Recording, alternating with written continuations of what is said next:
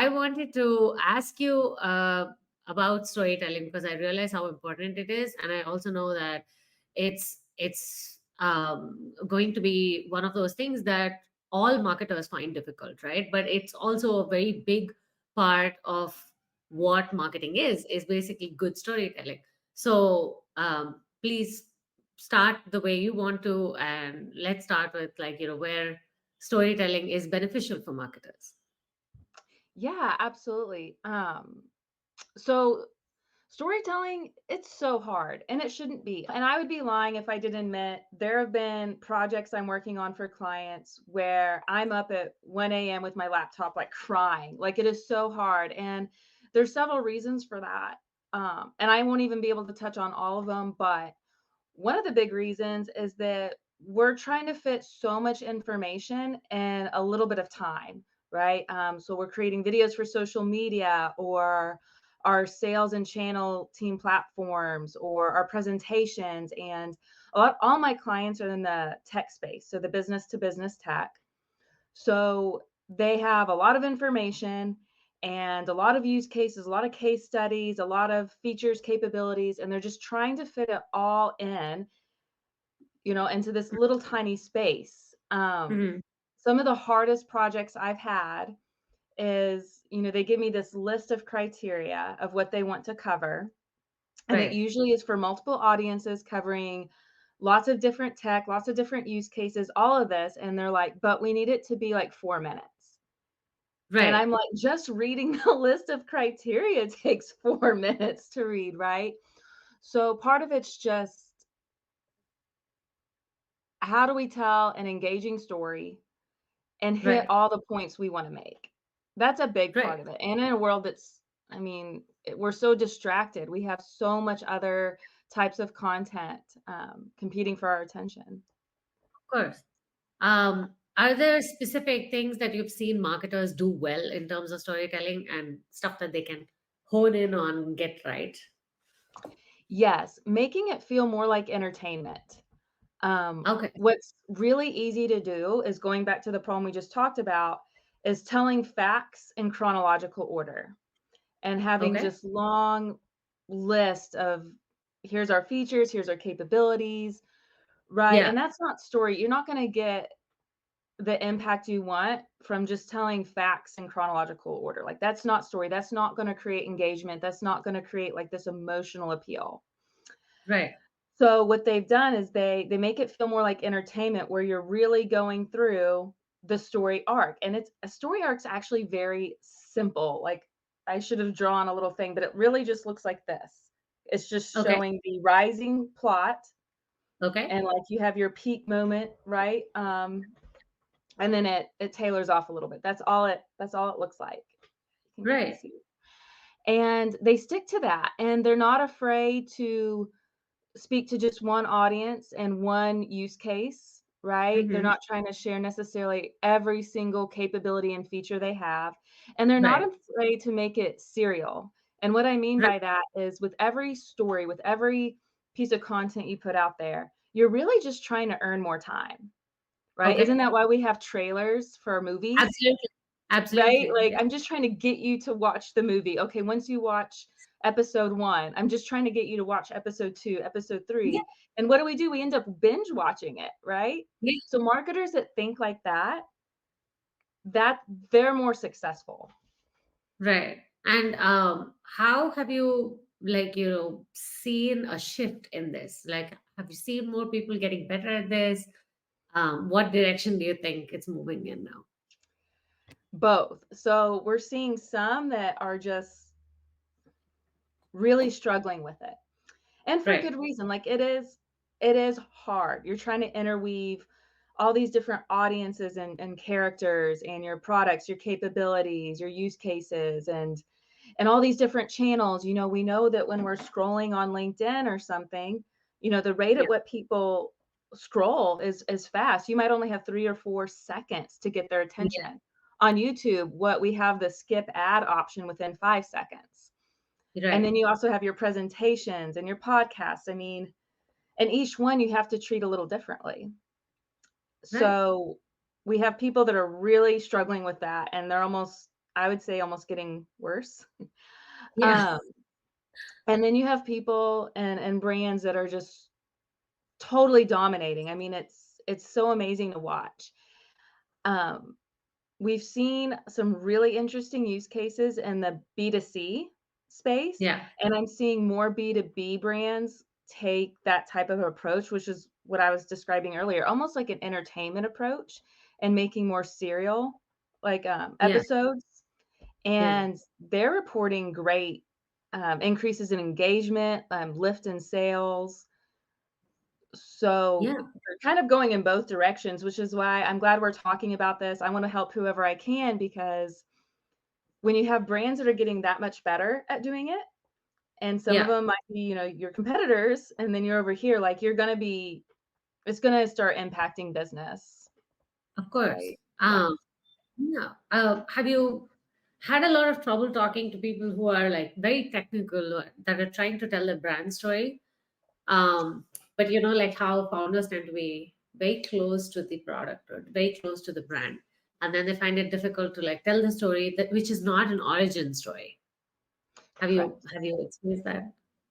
Yes, and the most one of the most beautiful things about storytelling is it's kind of like a translator. So Okay. I'm not an engineer. I'm not a cybersecurity analyst or anything fancy like that. I'm just a girl who liked reading and writing science fiction and was like, well, maybe I should help these tech companies write stories and story driven campaigns because that's just as much fun, if not more fun than science fiction, right? They're making the Yeah. world a better place. It's science fact. Right. And one of my tactics is you're right, they're so close to the product, and especially if you're talking to someone who is developing the product, right? Yeah. Or they're the engineer themselves, and they're talking in pieces. I mean, I've learned a lot over the years talking to these people, but it literally sounded like a different language to me. So I give them an example of what I'm looking for. And so I would say, okay, so do you mean if this and this happened, then this would then happen? So I actually make up a story from what I Right. understand from what they've described. And Okay. 99.9% of the time I'm wrong, but it gives them that format to use. And they're like, oh, no, no, that's not right. If that and that happened, then this would happen. Right. Okay. Right. Okay. Yeah. Yeah. Of course. And I salespeople are great to interview too, because salespeople, so when I'm interviewing for anything from a full campaign to a single presentation, obviously the right. people close to the product, branding and legal will give you what you need to, follow within their guidelines. I mean, the salespeople or the customer, success teams, anyone that's client facing or customer facing, because they hear it in the words of their clientele, their target audience. Of course. So you get a lot of great information from them as well. Yeah, I can imagine that they're closer to the audience and they're always kind of tailoring. I mean, it's the same as marketing people, right? Like the sales guys are always trying to tailor it in a way that the buyer will understand or the buyer will engage with. And then a lot of that is talking about problem statements more than, oh, this is what we have to offer, which just becomes a pitch. So, the but have you seen a method that kind of works for marketers? Like, do you have like an ABC, which is a good starting point for marketers to use in building out a story? Good question. Really, I just start with, what are you trying to accomplish? And then they tell me, and I'm like, who can I interview? And sometimes I will provide some recommendations like sales, product. It kind of depends on what their goal is and who they're Right. trying to market or sell to. So I know Yeah, we're talking about marketing, but I also help with a lot of sales presentations too. So we're kind of hitting on both. absolutely. And then I just start asking them, why just questions like, why do people want what you have? Like, what Right. are you saying or what are they asking that presents that light bulb moment? Of course. And then Yes. starting from there, so it's like, we'll describe their problem. What is it Yeah. like? What does it feel like? What does it make their day like? Right. What does it make their year look like? How does it impact, getting to that, those details of what the real problem is? And almost having like a before and after snapshot. This was their life before your product or service. Right. What is it like when they Okay. start using it? Okay. So it's like, yeah, okay, the before and after, and then Mhm. how do you find the right story though? That's the other problem that I've seen marketers face is always that, because there are, especially if you are working with a product that is not very easy to productize or like itemize selling or something like that, and it's not very easily broken down, which story do you pick? That's I mean, the origin story, I keep telling even my founder, we don't talk origin stories with customers or with potential buyers, because the origin story is something that other technical people might be interested in, but it's not something that a buyer sees their problem in. So which story would you pick when it comes to those things? All of them. And the reason I say that, and it does depend on the situation. So you bring up a good point. Our origin story doesn't really speak to our current buyers anymore. And that happens Right. with a lot of brands that have been around like decades and decades and decades, Yeah. compared to maybe a startup, because the startup Right. started up because they were trying to solve a problem in the market. Of So course. there's those. Case studies are the easy go-to. If you have enough customers that you have a case study, Yeah. um, document them all, write them all, put them Okay. out there. What's hard for some companies, though, let's say you're a startup or you're launching a new product or service, you have no case studies. So you have to do Yeah. use cases. So those are Yeah. hypothetical. You can't market it as a case study. You have to make sure it's like a use case, and people Yeah. know this is hypothetical situation of how it would work, and develop it that way. And you can Okay. introduce a lot of your features, your products, but also the journey of what it's like to be the person using it. Again, going to the pain points, not just of, before you couldn't integrate these 2 systems, you had to treat them differently. Now you can, and you get a single report. Like, that's cool, but Right. how does that Yeah. improve their life? Like, right. Do you have good pointers for someone who's building out case studies? So, I mean, for example, with our company, what happens is like we have a whole lot of different personas that are potentially under the same IP, ideal customer profile, but at the same time, you do have sub personas, right? So it's Mhm. like child ICPs.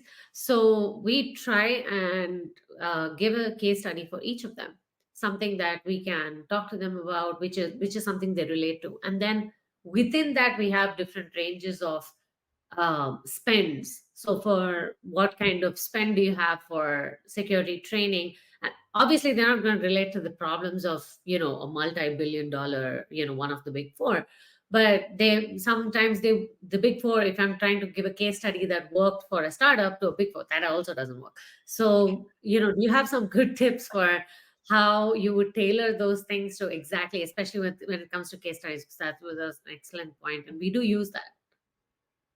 You bring up an excellent point, because most companies today, especially in that B2B tech or service space, or even, I mean, you're individuals too for training, but we have like 20 or sometimes more stakeholders in a buying decision. Right. So there's a few ways you can handle it. One way I've done it is, and I have to do this a lot in presentations, because, like, let's say it's a tech piece or cybersecurity piece, and they have a presentation, and we're Right. like, they're all going to be in there. So we got to talk to each of them. Of course. Learning how to work within scenes. So, right, in a story, think of your favorite movie or your favorite episode or something. There's scenes, right? Well, Yeah. sometimes you can incorporate the most important parts of your plot or your story within a single scene. And so I remember this one time I was helping with the sales presentation. The client had narrowed them down to the 3 vendors, this their client or prospective client was going to choose from. And they had to talk to 5 different audiences. So their solution set, it had like 5 different use cases for these different departments, right? And so there was not a good way to interweave a single story through the entire presentation. Of course. And this was hypothetical because they weren't a client yet. In fact, this was a brand new solution set that they were developing. So Right. we sliced it up into scenes that would kind of Right. talk to each, and then how those intersect. So if you think of characters in a movie, they might not seem related as far as the same job, but they have to work together. So when you create these little scenes throughout your Yeah. presentation and how they interact with each other, it gives it a very cohesive feeling that a singular story would. That's Right. one way. If you were doing it from more of a marketing perspective and not like a single sales presentation or a single, here's a use case for you to watch or a case study for you to watch or read, and you were going to, I think this is actually a very smart strategy, is playing the long game, which Right. is doing something serial and episodic that shows how all these different decision makers and teams um, would use that product or service and benefit, and how they even relate to each other. So like Right. maybe almost Okay. like a docu-series, or, you know, something along those lines, where it's probably going to reach them earlier in the buyer journey, but they're going to Yeah. have that clear picture of it by the time they do talk to you, because they've listened, read, or watched that content. Right. Yeah. Yeah. No, I get that. I also wanted, while we're on that, um, what do you see in terms of tooling or technology for storytelling that can help this process? I understand that a lot of it is going to be knowing the product and understanding the buyer, of course, and fitting the pain points through the product if it fits, hopefully. Mhm. And then how do you have, like, some tools of the trade, stuff like that, that we can learn from? You mean using technology to help streamline? Mm-hmm. Yeah, Mm-hmm. so I love this question because I've been experimenting a lot and learning, which I think we all are with the generative AI, right? So there's a whole list of things that I won't even touch on for sake of time, but we have everything, right, from just our workflow, right, Right. tools you can use, but let's go back to specifically storytelling. So, like, let's Right. say you're using ChatGPT.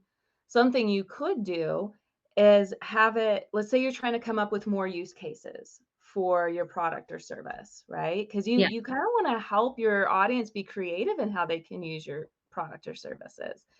Right. Ask it, like, can you give more ideas on use cases Mm-hmm. that this could be used for? And I have noticed ChatGPT is getting better. I have run some experiments, like with fiction writing, and this does tie into what I mean for use cases. When you're developing use cases, you have to think very creatively of what's my problem or goal, and how does this product help me or service help me achieve that. So you're basically asking it to come up with plots, right? So Right. going back to the fiction example, I gave ChatGPT, this was like several months ago. I gave it the first couple of paragraphs of one of my cybersecurity thrillers, and said, finish out the scene. And it was Right. awful. It was so awful. Suddenly it was starting to talk about like the dog on the sidewalk and all this random stuff. It had no sense of how to Oh, carry on that plot, even though the right. plot is very much established like in that first paragraph. Well, I just tried it again this week. Same prompt, and it did a Oh, really good job. Like, it was totally different from where my story went, but it was right. really good. So, that right there tells us it is improving in some ways, Yeah. and it can help you come up with those potential use cases, right, to Right. write about. Other things is, I would always run this list by my my contacts. But hey, who are the main decision makers at an enterprise for this type of product? That's the prompt. Okay. I recently did this, by the way. Okay. Well, then can you tell me what their types of questions are going to be? And so for these like 6 to 8, forget the number of decision makers it had listed. Well, then Yeah. ChatGPT, it came back out and it said, these are their top questions and concerns and things they're going to want to know. Right. And I thought it was a pretty good list, because a lot of times when I'm experimenting, I ask it things I think I already know, Okay. right? So, just to see how correct it could be, right? Yeah. And so So would I completely just run off that list? No, I would still ask the people, like the salespeople that are used to being in these meetings and talking to Yeah. them and all that. But those are just like a couple of examples, of Mhm. how you could use it to improve your process. Maybe Right. make it a little speedier, give you a few more ideas because we're human and sometimes, you have really bad allergies. You have a cold and your mind's just not thinking as Yeah. fast and Yeah. clearly as you want. So now you have Yeah. this tool that kind of helps jumpstart when you're maybe not feeling your best. Yeah. No, Mimi Gross was saying the same thing. I had an Mhm. interview with her yesterday, and she said, "Oh, it's she basically just uses it to erase writer's block." So Yep. I was, see, I love asking people this question because I feel like, I mean, no two people's work processes will be alike. Mhm. So obviously, no two people's use of AI is ever going to be alike. It's always going to be something slightly different, and everybody's prompt, like even if you were trying to reach the same result, everybody's prompt is different. And Yep. so I'm really interested to know how, has anything changed, but you actually have a proper A/B test of this because it was the same exact prompt, and Mhm. then you've seen a difference because, yeah, I think nobody develops prompt libraries, so they don't have the exact same prompt on hand. But yeah, so that's very interesting that it's changed so much so recently. It's And very much. final, I will add though on that right, point that, these are some of my own experiments I've run. If you are within a company, so those of you listening, you do need to make sure with your branding or legal team, your risk compliance, whatever, of what tools you're allowed to use. yeah, Because, yeah, this is there's connected to that the as well. internet. So, and like even me, if someone wanted to come work with me, I hope it would come up, what AI tools I might use. Are they comfortable with that? If it's for some blog post, for example, or Yeah, a video script that they know they're going to use on LinkedIn or YouTube or whatever, they may not care that I'm using Chat GPT a little bit. But if it's for a sales presentation for a very specific client, they might say, you know what, we really don't want any use of AI. generative AI around these types of. Right, so just verify, Yeah, because what is that called? Shadow IT, you know, um, I think companies are gonna see more of that, of people just trying to be productive, so they start using all these tools, and their yeah, IT or risk and compliance team are like, "No, yeah. please do not No, do that that unless it's for these cases." Yeah. yeah. There's also I'm seeing more and more companies that have limited uses as well. Like, okay, you can use it in these areas, you can't use it in the. I mean, there are some demarcated boundaries. It's an evolving field, but still, yeah. No, that's an excellent point. My final question is, and this is the part that I would really struggle with, is character development. So when it comes to these like science fiction style or comic style books that I know that you are fantastic at, and I have one of yours. What how would you go about character development in a way that the person who is reading it will relate to? Ooh, good question. So, like, meaning my target audience, you mean for a business story? Yeah, Or so yeah, and Donald Brown says it best. Donald Brown's the one that wrote Building a Story Brand. And in here, he yes, quotes, all good stories that have any impact have to do with survival. It's either physical, emotional, relational, or spiritual. right, So, when in doubt, think of those at the basis, yeah, we might be from different cultures, different religions, different backgrounds, but at the end of the day, most of us care about the same things in survival, and we appreciate, being having integrity, for example. Like some things are just classic human nature that we all right, appreciate. right. Um, and going through that journey, what's our goal, what's our challenge, and the journey to solving that. It really all comes down to plot.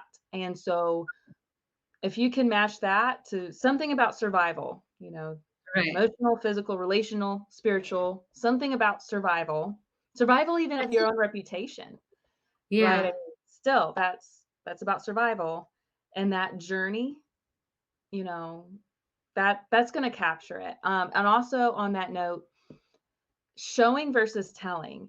It's very Yeah. easy to just say, well, so and so was nervous, so and so was stressed with their job. What makes a story really impactful on emotional level and even a physiological, like think of the best stories. If it's sad, I might start crying.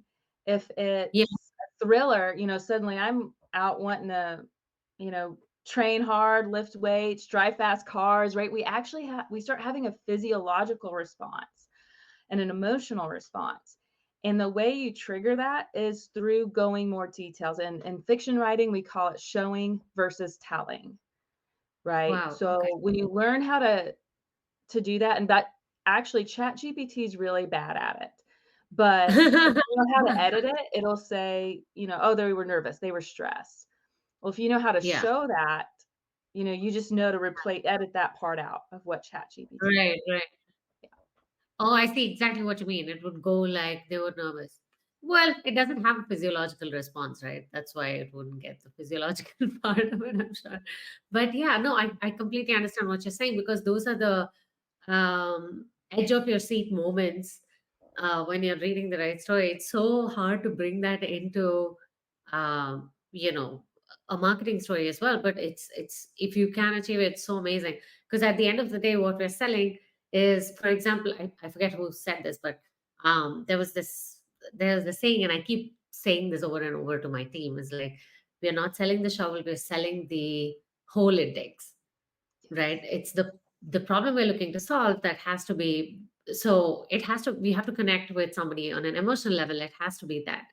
um, and with the use of AI going up, I think the human element is craved so much more, that much more of importance for the human element. So, yeah, thank you so much, Catherine, for taking the time and being here today. And I'm so sorry we started a little bit late. I had like technical issues, but yeah, no, thank you so much for being here.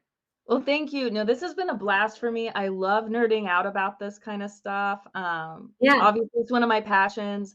If anyone has any questions that they want to absolutely. follow up later, they should. I even created a forum. I don't know if we want to share that, but reach out to Absolutely. me. I'm happy to Yeah, answer, either one on one or maybe just making a post about it or something. So this has absolutely. been so Yeah, much fun. Thanks for suggesting this and nerding out with me. it's so fun. Thank you so much. All right, we'll talk soon. Thank you. Bye bye.